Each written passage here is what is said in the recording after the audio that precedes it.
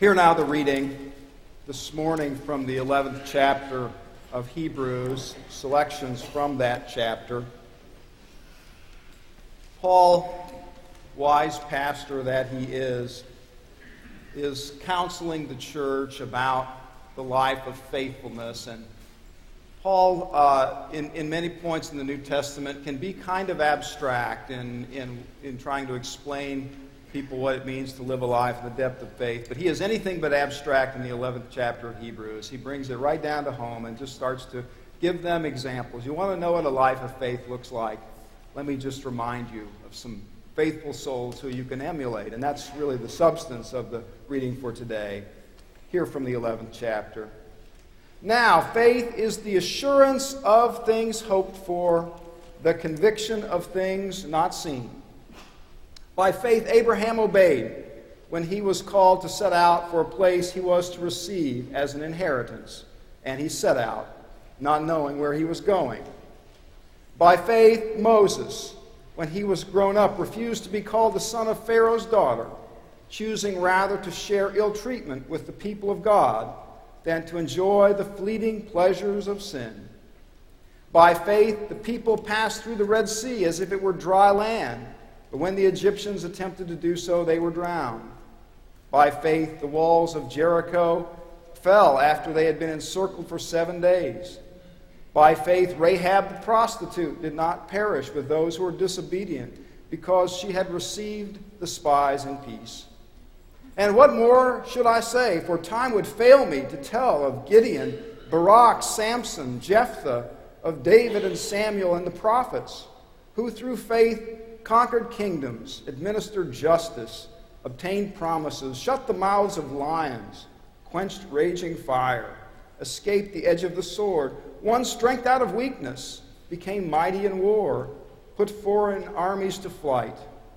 Women received their dead by resurrection. Others were tortured, refusing to accept release in order to obtain a better resurrection.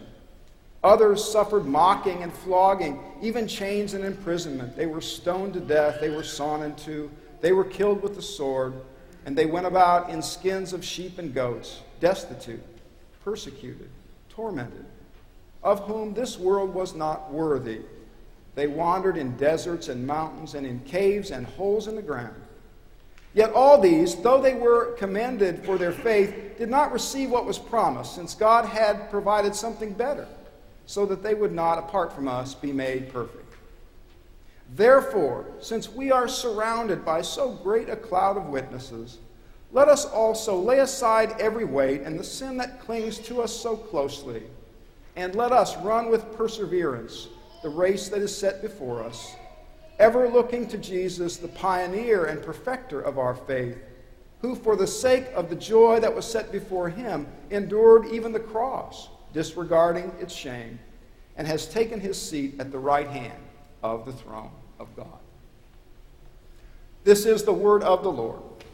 Thanks be to God. Let us pray.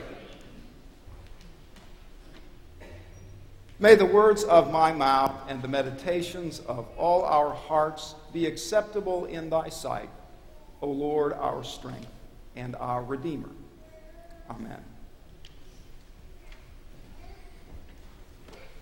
There was a time, really not all that many years ago, I'm sure most of you know, when All Saints Sunday would have come and gone without a mention in a United Methodist church.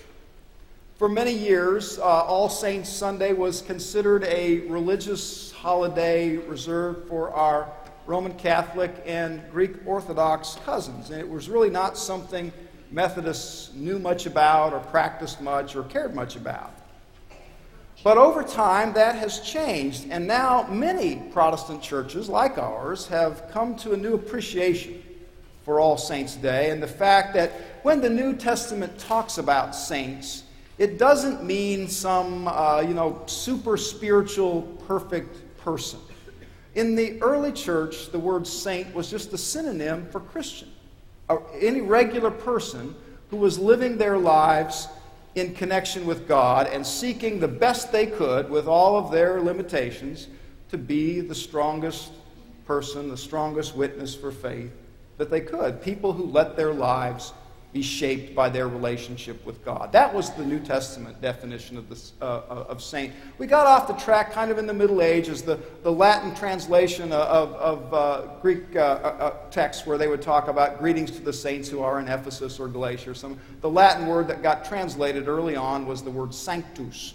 Holy is the Latin word, and from which comes, sanctified, and I guess on the negative side, sanctimonious. People began to think of saints as perfect individuals who tend to look down on the rest of us. But that's not how the New Testament saw it at all. A saint was just a Christian person, somebody who was letting their relationship with God shape their life. And certainly what it says to me is that this is a day about character, because that's what saints were. They were people who had the qualities of character and the spiritual connection, so that when the storms of life came, as they do for all of us, they showed some inner depth, and they had some moral compass that the rest of us could look at and learn from and model after.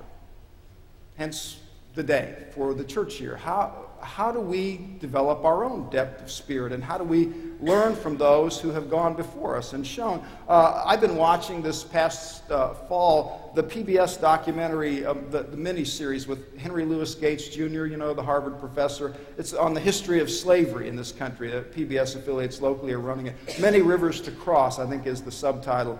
And I've been fascinated watching it. It's hard to watch that series because Gates does not spare us showing the violence that was a part of a slave-owning culture in the early days of the American colonies. But at another level, it is a profoundly uplifting show to watch, because basically it's about saints in the deepest sense of that word, people who are connected to God profoundly and whose connection gave them character to experience, the worst the world could give, slavery, and meet that with honor and the best that was within them because of that unshakable faith they had in God. Just one story I'll relate from that series. A slave woman Gates tells about in that series, a woman named Elizabeth Freeman, who later became known as Mum Bet. She worked as a cook in a wealthy Massachusetts household in the late 1770s near Boston. And one day, as she was serving dinner to her owners there in that Boston home, she heard them talking about the adoption of the new Constitution for the United States. And especially what caught her attention was the phrase in the preamble about all men being created equal. And Gates said she heard that, and she came back in and heard them over, kind of eavesdropped on the conversation, this new Constitution with that phrase in it. And Gates said that she promptly escaped and went to a young lawyer in Boston, a man named Theodore Sedgwick, and said, will this phrase apply to me as well? And this lawyer, the young Theodore, he was a courageous man in his own right. He took up her case, and he filed suit in Massachusetts court, and she won, leading Massachusetts to become the very first state to abolish slavery. And later in her life, Mum Bet, Mrs. Freeman, was asked to reflect on her experience, and here's what she said. When I heard that, it was like a new door opened for me. And when I was a slave, she said, if 1 minute's freedom had been offered to me and I had been told that at the end of that minute I would die, I would have taken it. Just to stand 1 minute on God's earth, a free woman, I would have. Saints are those whose connection to God emanates a light that others can see, and it calls to a courage that others can summon. And the Bible is full of stories like that, it seems to me. Stories which reinforce this idea that really life is about character and shaping a legacy by responding to your best, no matter what's going on in the immediate circumstances around you. That's what Hebrews 11 is basically all about. It's kind of Paul's all-star list offered to the church of people you can look to and people you can emulate that will make a difference in your life if you know their stories, because they lived in the assurance of faith. He starts off, faith is the assurance of things hoped for, the conviction of things not seen, and then maybe decided he thought that was too philosophical and started then to provide example after example. Notable people from Old Testament past. By faith, Abraham, not knowing where he was to go, set out. By faith, Sarah gave birth when she was well past the age of childhood. By faith, Moses summoned courage to lead even though he had nagging self-doubts. You get the list one after another that come. But what's interesting to me about the passage is the way Paul goes on to include people who seem on the surface of things to be very unlikely to have made the all-star team of the church. Did you catch that as the story unfolds? By faith, Rahab the prostitute did not perish with those who were disobedient because she received the spies of Israel in peace. And what more could I say, because time would fail me to tell you of Gideon and Barak and Samson and Jephthah and of David and the prophets, who through faith administered justice, obtained promises, shut the mouths of lions, and on he goes. I read that and I think, I understand why Paul would pick Moses and Abraham and Sarah and David as examples of faith. I get that. But the second half of the list, isn't that interesting? Rahab the prostitute, would you think she would have made the all-star team? Or Jephthah? You remember the story of Jephthah? Jephthah is the son of a prostitute himself, and the main story about Jephthah in the Bible is that this is back in the time of the Judges, and he was going to go up in a battle against the Ammonites, and he was afraid. And he strikes a bargain with God, one of the dumbest bargains in the Bible, where he says, God, if you will let me win this battle, when I get back home, I will slay as a sacrifice to you the first person who comes through my door. And that's the deal. I mean, think about this. That's not a very bright thing, since he's coming into your home. And the story was, it was his daughter who comes in, and so he's the dumbest bargain in the Bible. Jephthah, he makes the all-star team. Barak, also on the all-saint list, first called by God into battle, also from the time of Judges, called to be a warrior, and he said, I think it would be better if you put Deborah in charge. I would go if you let Deborah lead the charge. I will be right there behind her. That was all-star material. Paul's doing something here, isn't he? He's up to something. And let's think about that. Well, he's making a point, isn't he? And the point, of course, is that God can use anybody. God can use anybody to fulfill what God needs to have accomplished. The fact that you've made previous dumb choices, the fact that you've lacked courage at some point in your life when you wished you'd had it, the fact that you have moral failings of some sort, that doesn't disqualify you, Paul says. Because with God, hey, God's in the business of making today a new day. God's in the business of new starts and transformations. That's what God is all about. That's what Paul is up to in Hebrews 11. And I got to tell you, for many in the church, they had a hard time with it. It was a whole new notion in the church, because back then, as now, there are a lot of people out there who believe that the past is pretty much the predictor for your future.